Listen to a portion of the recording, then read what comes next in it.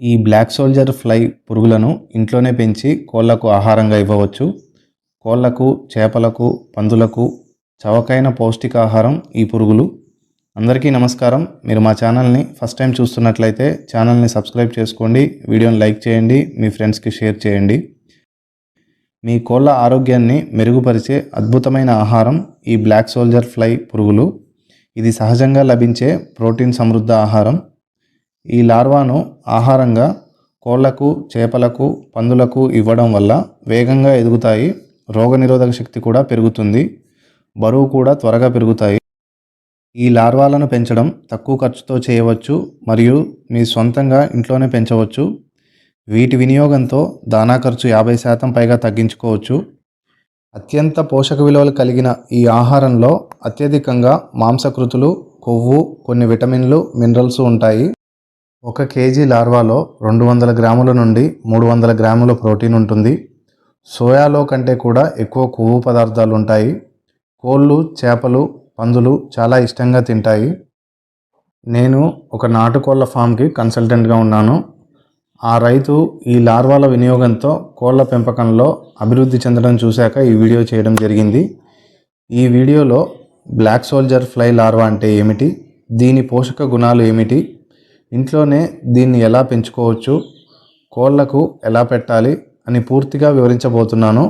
మీరు కూడా మీ కోళ్లకు ఈ అద్భుతమైన ఆహారం అందించండి. బ్లాక్ సోల్జర్ ఫ్లై లార్వా అంటే ఏమిటి? బ్లాక్ సోల్జర్ ఫ్లై లార్వా అనేది సహజంగా లభించే కీటకం. ఇది పరిపూర్ణమైన సేంద్రియ ప్రోటీన్ ఆహారం.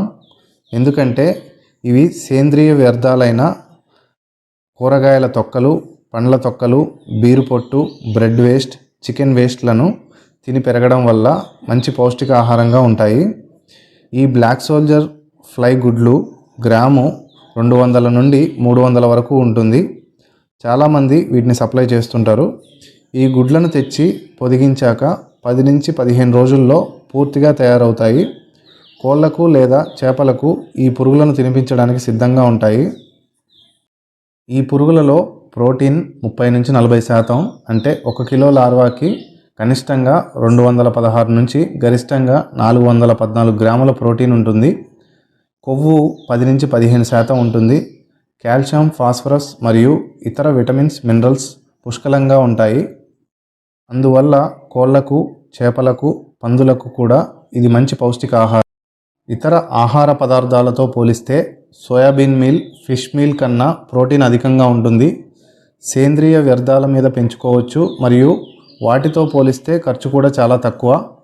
వ్యాధులను తట్టుకునే శక్తిని పెంచుతుంది. కొత్తగా స్టార్ట్ చేయాలనుకునేవారు ఇంట్లోనే ఈ బ్లాక్ సోల్జర్ ఫ్లై యొక్క పురుగులను పెంచడం ఎలా? ఈ లార్వా యొక్క పెంపకంలో కావాల్సినవి: ఒక వాటర్ డ్రమ్ని నిలువుగా ఈ వీడియోలో చూపిన విధంగా కట్ చేసుకొని స్టాండ్ మీద పెట్టుకోవాలి. తడి సేంద్రియ వ్యర్థాలైన కూరగాయల తొక్కలు, పండ్ల తొక్కలు, బ్రెడ్ వేస్ట్, బీరు పొట్టు, చికెన్ వేస్ట్లను అందులో వేసుకోవాలి. 1 గ్రాము గుడ్లను పెంచితే 3 కేజీల లార్వా వస్తుంది.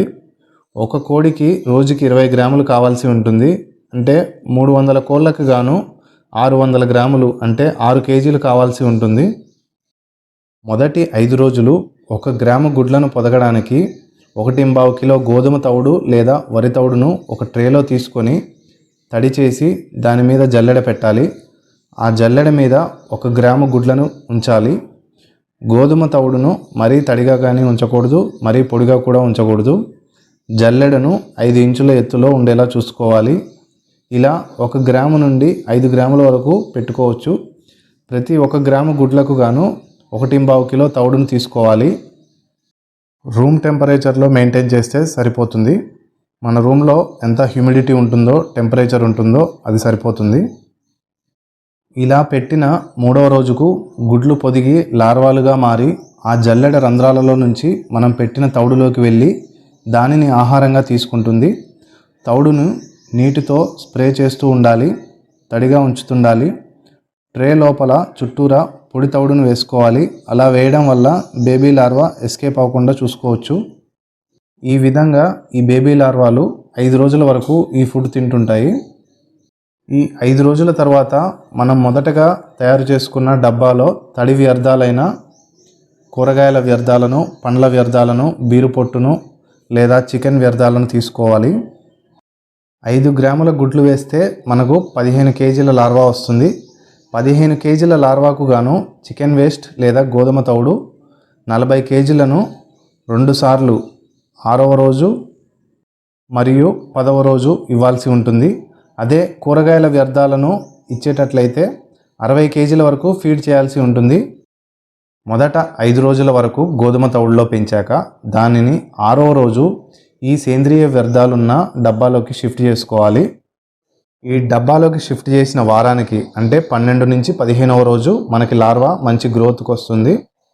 అవి గోధుమ రంగులోకి వస్తాయి. దానిని మేతగా కోళ్ళకి, చేపలకు, పందులకు వేసుకోవచ్చు. ఈ లార్వాను వారం రోజుల వరకు మేతగా వినియోగించుకోవచ్చు. వారం రోజుల తర్వాత అంటే 20వ రోజుకు నల్లగా అయిపోయి ప్యూపా దశకు వెళ్తాయి. అంటే గొంగళి పురుగులాగా నిద్రావస్థకు వెళ్ళి 8 రోజులు అలాగే ఉండి ఈగగా మారిపోతాయి. కాబట్టి మనం గుడ్లను పొదగడానికి పెట్టిన 14 రోజుల నుండి 20 రోజుల వరకు మాత్రమే దీన్ని ఫీడ్గా వినియోగించుకోవచ్చు. ఒకవేళ ఎక్కువగా లార్వా తయారు చేసుకున్నట్లయితే వాటిని లార్వా దశలో ఉన్నప్పుడే వేడి నీళ్ళలో వేసి నానబెట్టి అవి చనిపోయిన తర్వాత ఎండబెట్టి డ్రై చేసుకోవాలి. అలా నిల్వ చేసుకోవచ్చు. కోళ్లకు తినిపించే విధానం. ఈ బ్లాక్ సోల్జర్ ఫ్లై యొక్క లార్వాను 2 రకాలుగా తినిపించవచ్చు. తాజా లార్వా, ఇంకొకటి ఎండబెట్టిన లార్వా. తాజా లార్వా ఇది కోళ్ళకు నేరుగా వేసుకోవచ్చు. ఎక్కువ ప్రోటీన్ అందించడానికి ఇది ఉత్తమ మార్గం. రెండవది ఎండబెట్టిన లార్వా. లార్వాను ఎండబెట్టి పొడి చేసి నిల్వ చేసుకోవచ్చు. ఈ పొడిని మిశ్రమ ఆహారంలో కలిపి కూడా పెట్టవచ్చు. రోజుకి ఈ బ్లాక్ సోల్జర్ యొక్క పురుగులను ఎంత పెట్టాలి? ఒక కోడికి గాను రోజుకి 20 గ్రాముల లార్వా సరిపోతుంది. అప్పుడే ఎదుగుదల వేగంగా ఉంటుంది. ఈ లార్వాల పెంపకానికి అయ్యే ఖర్చు మరియు లాభదాయకత గురించి తెలుసుకుందాం. ఈ బ్లాక్ సోల్జర్ ఫ్లై లార్వా పెంపకం చాలా తక్కువ ఖర్చుతో లాభదాయకంగా చేసుకోవచ్చు. వీటికి వ్యర్థాలను ఇస్తున్నాం కాబట్టి ఆహారంగా చాలా తక్కువ ఖర్చు అవుతుంది. కోళ్ళ ఆరోగ్యం మెరుగవడం వల్ల తక్కువ సమయంలో వేగంగా ఎదుగుతుంటాయి.